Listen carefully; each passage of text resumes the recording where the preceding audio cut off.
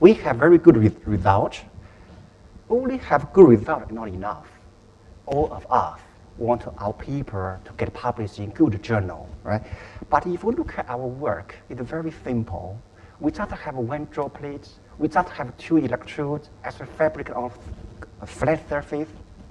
We don't have fancy elements to make a strong case to get published in top journal, for example, Nature, Science, right? But the desire to get the paper published in top journal becomes stronger when I attend a 10 years anniversary party. In that party, I realized after working in CTU for 10 years, I haven't really contributed one Nature research paper to CTU yet. Even my name appeared in Nature for twice, but that's not a research paper. Very unfortunately, on November 6th, our paper was officially accepted in Nature. I always think it's a special moment of 10 years anniversary of CTU, giving me the special luck, giving me the special gift. And also, it's very coincident that on November 26th, Nature also have a 100 year celebration.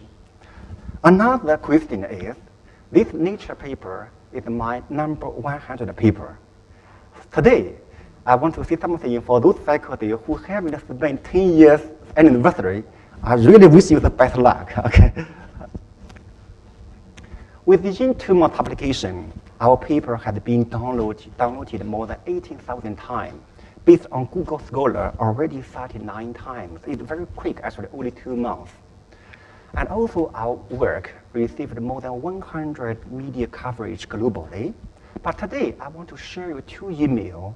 Actually, the power of energy and the power of nature is really can be reflected by the 2 emails.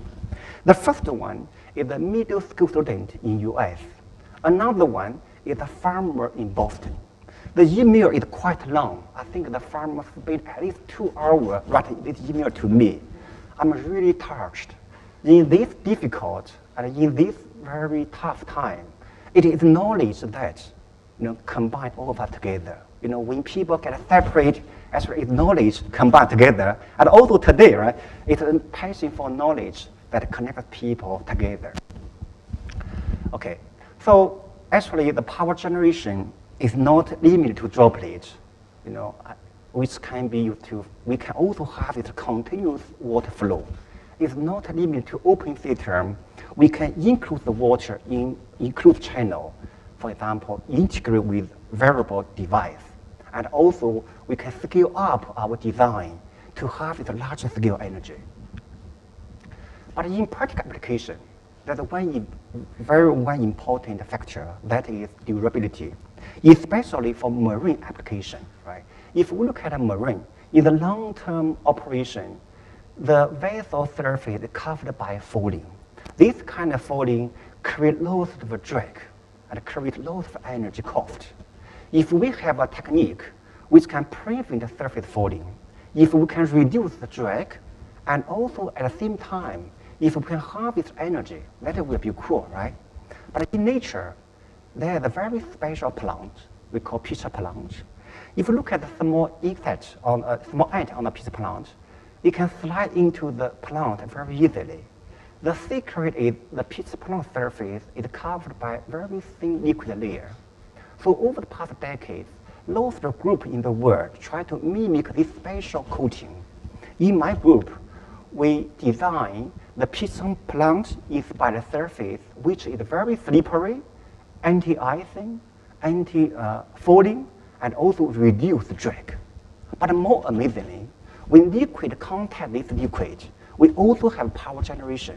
So we just use one stone to hit 4 birds. Okay, so now let's look together. So for the first time, we can harvest energy from liquid friction. If we combine the 2 work together, our work really opens a new direction to harvest water energy. Just like the invention of a transistor kick off the semiconductor industry, we believe our work also have the potential to change the way how the water energy is harvested. For example, we can develop implantable device to pump our heart. We can combine our design with a solar panel so that we can harvest the energy in a wide range of weather conditions, right? We can put our device in the sea, we can harvest the water energy. And also, as long as we have water motion, we have energy output.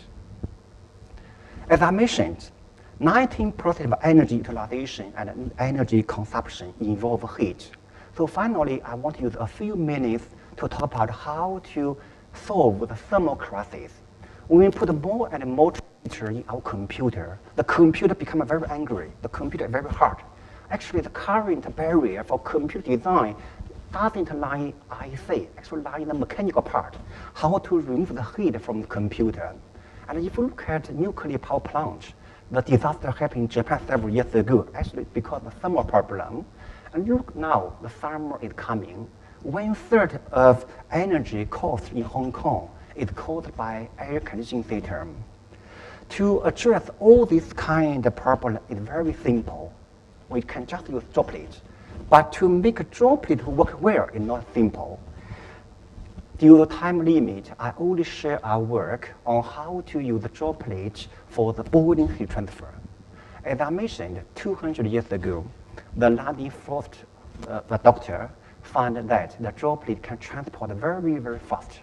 That's good for drag reduction, but not good for thermal heat transfer, because the vapor layer blocks heat transfer between the water and the substrate. This is also the reason why Japan have the nuclear power plant several years ago. So in order to suppress this phenomena, we turn to structure gradient or a symmetric structure. So by this way, we can guide the liquid to the place where it has a high temperature. But more importantly is in computer chip cooling. When we put more chips together, we have lots of heat flux, right?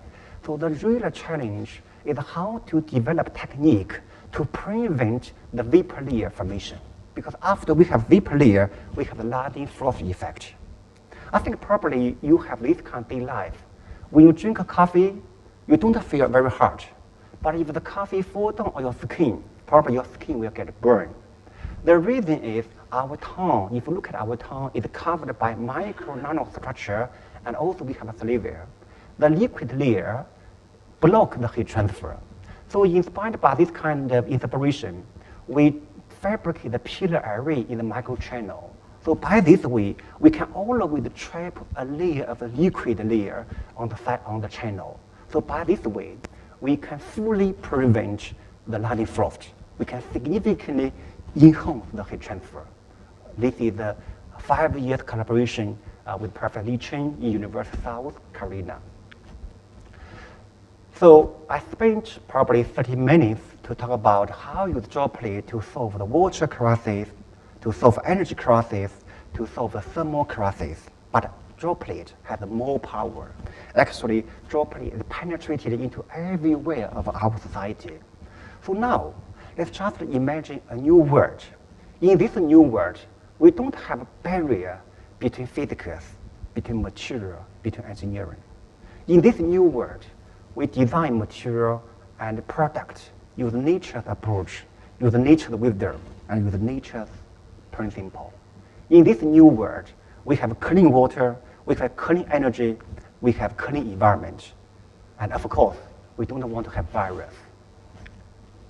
So finally, there are so many people I feel grateful.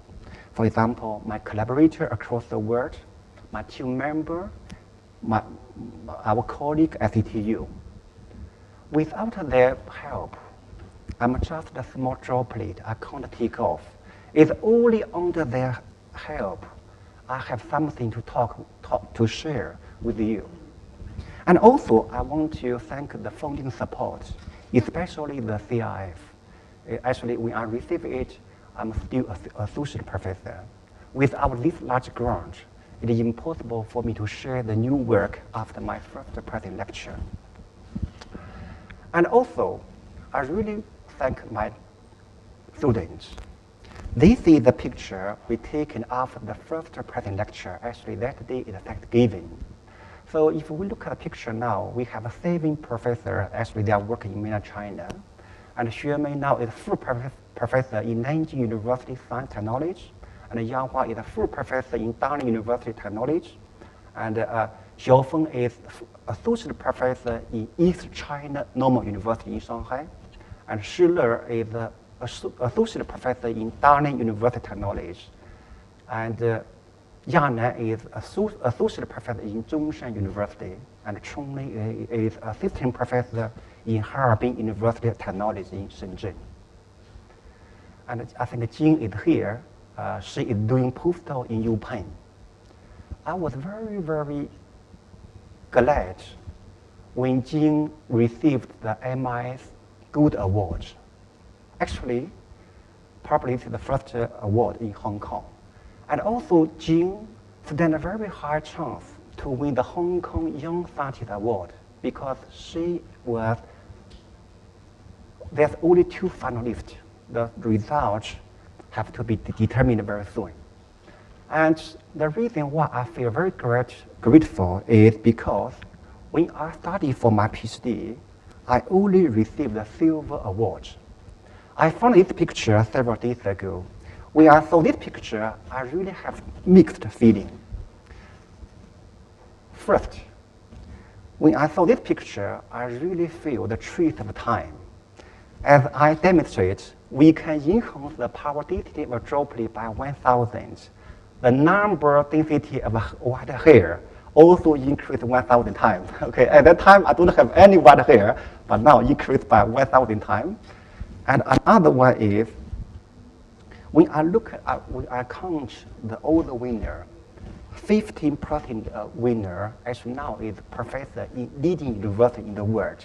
Really highlight the significance or importance of this award. I really feel grateful for actually Jing and Yang Hua win this kind of award. And also, as I mentioned early, the old man in Italy, we don't cry because of money.